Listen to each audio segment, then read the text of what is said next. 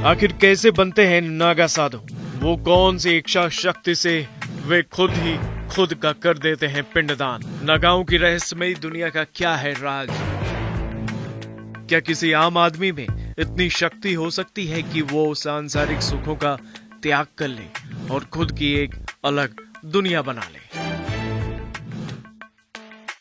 इतिहास में कई गौरवपूर्ण युद्धों का वर्णन मिलता है जिनमें 40,000 से ज्यादा नागा योद्धाओं ने हिस्सा लिया। अहमद शाह अब्दाली के मथुरा वृंदावन के बाद गोकुल पर आक्रमण के समय नागा साधुओं ने उसकी सेना का मुकाबला करके गोकुल की रक्षा की थी।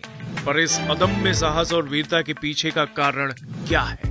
आखिर किस प्रेरणा की बुनियाद पर ये बन जाते हैं नागा साधु? क्या इसका नाता पूर्व जन्म से भी है? नागा साधु का बनना ये आज का कोई विषय नहीं है। ये पूर्व जन्मों का और कोई पूर्व पीढ़ी का जन्म होता है। एक जन्म में कोई संत नहीं बन सकता। ये लाखों करोड़ों में से एक आदि जो होता है, जिसे विशेष रूप से उनके माता पिता, उनके कुल और भगवान की विशेष रूप से कृपा होती है, वो ही उनको शरण में लेते हैं।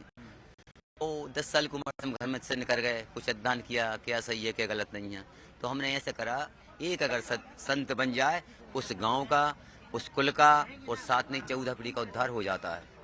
उसके बाद और तुम जैसे शिष्यों को उद्धार करते वो सतगुरु है। सतगुरु का मतलब बहुत बड़ा है।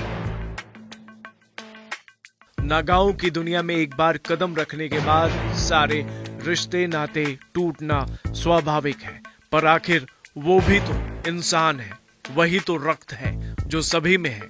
पर क्या है जिसने नागाओं को चट्टान की तरह मजबूत बनाया, जिन्हें न रिश्ते नातों का मोह है और न ही किसी सांसारिक सुख का मोह? आप कभी याद नहीं आती अपने भाई बहनों की? कभी नहीं? पहले आयु संन्यास हमने खुद स्वयं हमरा भी पिंडदान किया है। 16 नहीं 17 पिंडदान हुए हमारे। अब जिस चीज को छोड़ दें उसे याद नहीं करते। तो जिस घर को अगर अपन ने छोड़ दिया उसमें क्या जाना डबल से। हमें एक घर छोड़ने जितना परिवार मिलेगा, ये सारा मेरा परिवार है। जैसे मान लीजिए साधु संत हैं आप, कभी आप का सामना अपनों से हुआ हो? अच्छा, कभी हुआ? मैं अपने देखते कभी नहीं हुआ।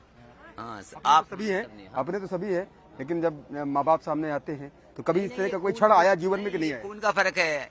मरने के बाद बोलिए आप कोई कहता कि मेरा कितने दिन घर में रखते हैं? अभी आपको रखेंगे जिंदगी में 50-60, मरने के बाद 2 दिन के बाद भी कर देंगे। 24 घंटा वो आदमी के लिए मुश्किल हो जाते हैं। नागा साधुओं के मुताबिक उन्हें योद्धाओं की तरह तैयार किया जाता है जो गुरु की शरण में होते हैं।